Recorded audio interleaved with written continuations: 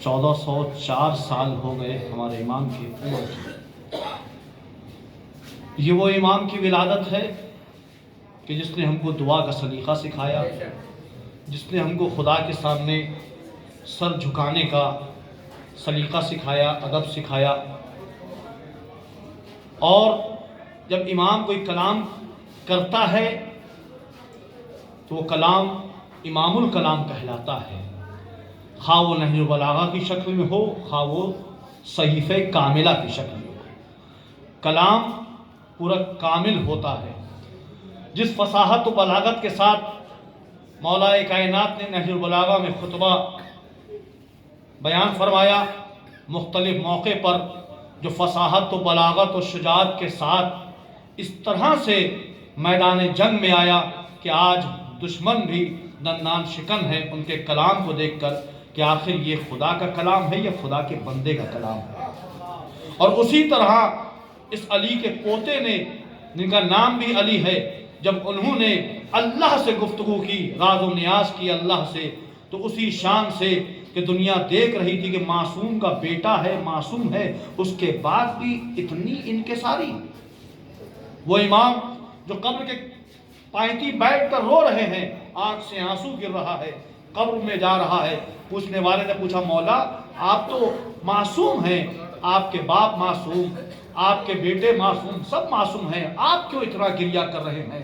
آپ کو کس بات کی فکر ہے قبر کی؟ تو امام نے فرمایا قبر کے اندر رشتہ داری کام نہیں آئے گی، قبر کے اندر انسان کے اعمال کام آئیں گے۔ اسی لیے امام کی ہیبت کو دیکھ کر کسی شاعر نے کہا کہ دربار میں یزید کے ہیجان ہو گیا، دربار میں یزید کے ہیجان ہو گیا، خطبہ دیا تو کفر پریشان ہو گیا، اور سن کر اذان سید سجاد نے کہا دیکھو ہماری فتح کا اعلان ہو گیا۔ سن کر اذان سید سجاد نے کہا دیکھو ہماری فتح کا اعلان ہو گیا۔ اذان محترم، بغیر کسی رکاوٹ کے اور حائل کے میں آپ کے سامنے دوسرے شاعر کو پیش کرنے جا رہا ہوں۔ ایک شاعر کا نام ہے لیکن شاید کلام ان کا تیار نہیں ہے، آصف قاضی پوری صاحب کا نام یہاں پر ہے، کلام نہیں ہے، آئیے ایک سوال پڑھے محمد والدوں کا استقبال۔ آصف قاضی پوری صاحب جو اپنے کلام سے آپ کو محظوظ فرما رہے تھے، امام زین العابدین جن کو ہم امام سید الساجدین بھی کہتے ہیں، جو اللہ کے خاص بندوں میں سے تھے، جن کا روب دبدبا پروردگار عالم نے اس طریقے سے دنیا میں رکھا تھا کہ دشمن بھی دیکھ کر سر کو خم کر لیتا تھا۔ ان کے ساری اچھی نہیں ہوتی، سوال پڑھے محمد اور عالم۔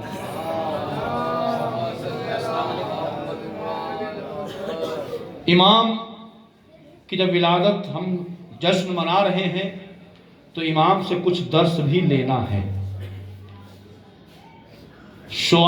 شعرا میں سے اگر کوئی شاعر ناظم ہوگا تو اس کا طریقہ ایک الگ ہوگا، چونکہ ہم نہ شاعر ہیں نہ ناظم ہیں، ایک طالب علم ہے، تو لہٰذا یہ نظامت کا طریقہ بھی ایک الگ رہے گا۔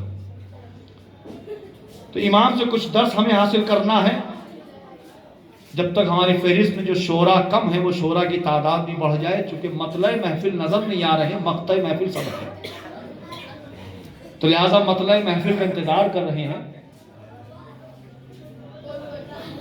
امام کے پاس ایک شخص آیا، بچوں کے لیے ہے، ایک شخص آیا کہ مولا فلاں شخص کے پاس ہم نے ایک امانت رکھی تھی سونے کی اور وہ شخص مر گیا، ہم اس کے بیٹے کے پاس گئے کہ وہ امانت ہمیں دے دو، تو بیٹا یہ کہہ رہا کہ مجھے نہیں پتا، تم نے میرے باپ کو امانت دی تھی، میرے باپ نے میرے ذمے کوئی ایسی امانت نہیں کی اور نہ مجھے کچھ کہا، کیا کریں؟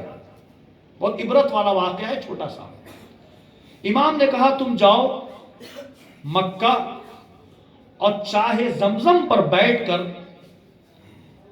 تلاوت قرآن کرو اور پھر اس کا نام لے کر بلاؤ، اور اگر وہاں پر نہیں آیا وہ تو وہاں سے اٹھ کر تم یمن جاؤ وادی برہوت میں، اور وادی برہوت میں بیٹھ کر تم پھر تلاوت قرآن کرو اور پھر اس کا نام لے کر تم بلاؤ مرحوم کا۔ اور اس دن تم روزہ رکھنا۔ وہ گیا، روزہ رکھ کر تلاوت قرآن کی، چاہے زمزم پر بیٹھ کر اس کا نام لے کر مرحوم کا بلایا، لیکن وہ نہیں آیا۔ وہ وہاں سے گیا یمن، وادی برہوت میں بیٹھا، روزہ رکھا اس دن، اور تلاوت قرآن کے بعد اس نے اس شخص کا نام لیا مرحوم کا۔ وہ شخص فوراً سامنے آ گیا۔ اس نے کہا کہ ہم نے تم کو ایک امانت دی تھی اور تم مر گئے، وہ امانت ہم کو نہیں ملی۔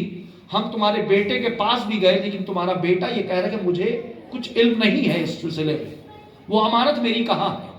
تو اس نے کہا تم میرے گھر کے میں جاؤ اور فلاں جگہ پر ہم نے اس امانت کو رکھا ہے، تم جا کر وہ امانت وہاں سے اٹھا لو، میرے بیٹے کو بھی اس کا علم نہیں ہے۔ جب وہ نکلنے لگا تو اس نے کہا یہ بتاؤ کہ تم تو ایک عالم ہو، پڑھے لکھے ہو، تمہاری روح وادی برہوت میں کیوں ہے، وادی السلام میں کیوں نہیں ہے؟ کہ ہم چاہے زمزم پر گئے تھے۔ تو اس نے کہا یقیناً میں عالم ہوں، پڑھا لکھا ہوں، لیکن میں نے 3 ایسے کام کیے کہ ان 3 کاموں کی وجہ سے میری روح جو ہے وادی برہوت میں آ گئی۔ کہا کون سے 3 کام؟ کہ ایک دن جب ہم گھر سے نکلے باہر تو دیکھا ایک بزرگ عالم دین جا رہے ہیں، سید۔ تو میرے دل میں ایک کسک پیدا ہوئی کہ ہم بھی تو عالم ہیں، یہ عالم ہے تو کیا ہوا؟ ہم نے ان سے سبقت کی اور اپنے کو بڑا بتاتے ہوئے ہم ان سے آگے نکل گئے، جس کی بنا پہ مجھے پروردگار نے سزا دی ہے، میں وادی برہوت میں ابھی ہوں۔ کہ دوسرا جو میں نے گناہ کیا، میرا ایک رشتہ دار تھا جو ہم سے کچھ فاصلے پر رہتا تھا، ہم اس کی احوال پرسی کے لیے کبھی نہیں جاتے تھے، وہ ضرورت مند تھا لیکن ہم نے اس کی کبھی ضرورت پوری نہیں کی، قطع رحمی کی، جس کی بنا پہ پروردگار نے مجھے سزا دی، میں وادی برہوت میں ہوں۔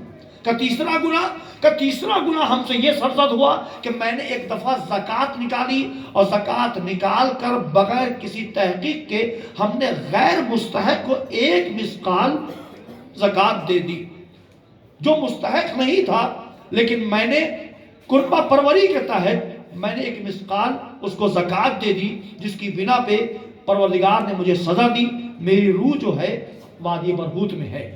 وادی السلام وہ قبرستان ہے جہاں مومنین کی روحیں رہتی ہیں، وادی برہوت وہ قبرستان ہے جہاں کفار و مشرکین کی روحیں رہتی ہیں، کہ میری روح اسی لیے یہاں پر ہے۔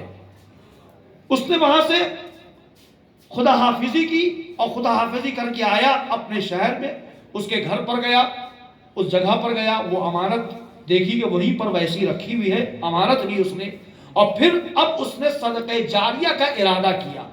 وہ نکلا اور نکل کر اس عالم کے پاس گیا کہ جس کی اس نے توہین کی تھی، اس شخص نے اس مرحوم کے لیے حلالیت طلب کی کہ ہم اس کی طرف سے آپ کے پاس معافی مانگنے آئے ہیں۔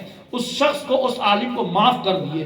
جب اس نے عفو کر دیا، معاف کر دیا، تو پھر یہ نکلا دوسرے شخص کے پاس کہ جس کے لیے اس نے صلہ رحمی کے بجائے قطع رحمی کی تھی، صلہ رحمی انجام نہیں دی، اس کے پاس گئے، اس رشتہ دار کے پاس، اور رشتہ دار سے ملاقات کر اس کے لیے حلالیت طلب کی اور معافی مانگی۔ معافی مانگ کر جب اس نے معاف کر دیا، پھر یہ گیا تیسرے شخص کے پاس کہ جس کو اس نے مستحق نہیں تھا، زکوٰۃ دی تھی، اس نے اپنے پاس سے اس کی طرف سے 1 مثقال ایک مستحق کو زکوٰۃ کے طور پر دیا اور پروردگار سے حلالیت طلب کی۔ اور جب یہ تینوں کام کر چکا، پھر وہ آیا چاہے زمزم کے پاس، اور چاہے زمزم کے پاس آ کر روزہ رکھا اس نے، اور پھر تلاوت قرآن کی، اور جب اس کا نام لے کر اس مرحوم کا بلایا تو مرحوم فوراً چاہے زمزم پر آ گیا۔ اس واقعے سے ہم کو ملنا ہے، اگر ہم چاہے جتنے ہی بڑے مومن ہو، اگر کوئی گناہ کیا ہے تو یقین کریے، چونکہ امام چوتھے امام کہہ رہے ہیں، اگر گناہ کیا ہے تو تمہاری روح وادی السلام میں نہیں رہے گی، بلکہ کفار و مشرکین کے ساتھ وادی برہوت میں رہے گی۔ ہم چاہے جتنا ہی نیک کام کرے، اگر ہم سے ایک کام بھی غلط ہو رہا ہے، خواہ وہ عالم ہو، خواہ وہ فاضل ہو، خواہ وہ کتنا ہی بڑا متقی پرہیزگار کیوں نہ ہو، اسے وہ سزا مل کر رہے گی۔ یہ ہمارے چوتھے امام نے درس دیا ہے کہ جن کی آج ہم ولادت منا رہے ہیں۔ وہ امام کہ جن کی ہیبت سے 40 سالہ حکومت کانپ رہی تھی۔ سن 40 ہجری میں امام کی شہادت، وہی پہلے امام کی، اور سن 61 ہجری میں امام نے خطبہ دیا، 20 سالہ یہ اور سابقہ 20 سالہ 40 سالہ حکومت کو 40 منٹ میں امام نے پلٹ کر رکھ دیا، صرف ایک خطبے سے۔ 40 سالہ حکومت اور صرف 40 منٹ کی تقریر، پوری حکومت کو پلٹ کر رکھ دیا۔ دربار میں کوہرام مچ گیا۔ سجاد وہ اسیر ستم ہے کہ آج بھی اس کی لحد کے گرد بھی پہرا دکھائی دے۔ شیر خدا کے پوتے کا مارا ہوا یزید تاریخ کے صلیب پہ لٹکا دکھائی دے۔ ایسا تختہ پلٹا کہ آج بھی یزید کی لاش تاریخ کے صفوں پر لٹکی ہوئی نظر آ رہی ہے۔ بس اسی کے ساتھ ہم اس کے بعد والے شاعر کو آپ کی خدمت میں پیش کر رہے ہیں۔ ابھی تک مطلع محفل حاضر نہیں ہوئے ہیں، لہٰذا مقطع محفل کی فہرست کے شعراء سے معافی مانگتے ہوئے میں جناب عباس غدیری صاحب سے گزارش کر رہا ہوں کہ تشریف لائے اپنے کلام سے محفوظ فرمائیں۔ غدیری صاحب ہیکل و شباہت سے بزرگ تو نہیں لگتے، لیکن کلام ان کا بزرگ والا ہے، لہٰذا ان سے معافی بھی چاہتے ہیں کہ مطلع محفل میں ان کو ہم نے دعوت دی تھی، بزرگ شعراء میں ان کا شمار ہوتا ہے، اور پھر اہل بیت کی مدح ایک ایسی مدح ہے کہ جہاں بچہ بھی آتا ہے تو وہ جوان ہوتا ہے۔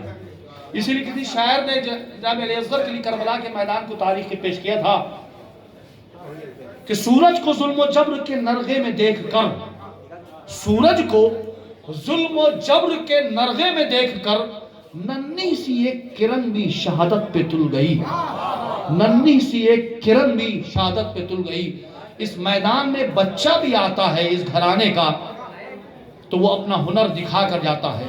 غدیری صاحب غدیر کو مقطع بنا کر پیش کر رہے تھے، مطلب بھی بنا رہے تھے، اور پھر انہوں نے آیتوں کا سہارا بھی لیا، تو کیوں نہ میں بھی آیتوں کا سہارا لیتے ہوئی جملہ کہوں کہ جب پروردگار عالم نے اپنے حبیب سے سنا کہ میرا حبیب مطلع دین کو، مطلع انوار کو پیش کر رہا ہے، تو پروردگار نے کہا ہم بھی مقطع دین بنا کر پیش کریں گے، الیوم اکملت لکم دینکم، کہ آج دین کامل ہو گیا، نعمتیں تمام ہو گئیں۔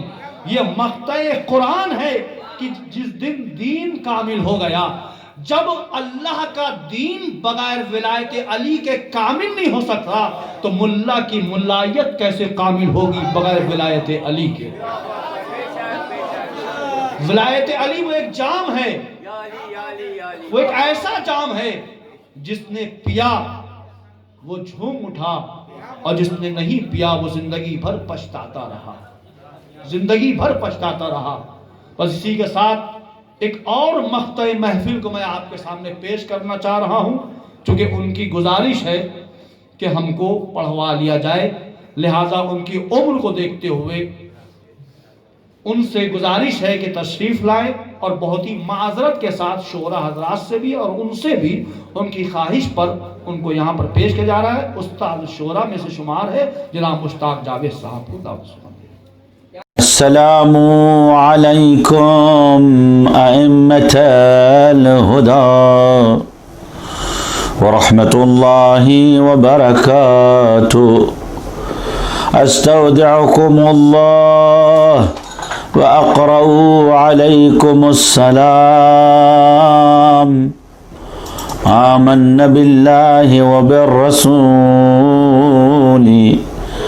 وبما جئتم به ودللتم عليه، اللهم فاكتبنا مع الشاهدين۔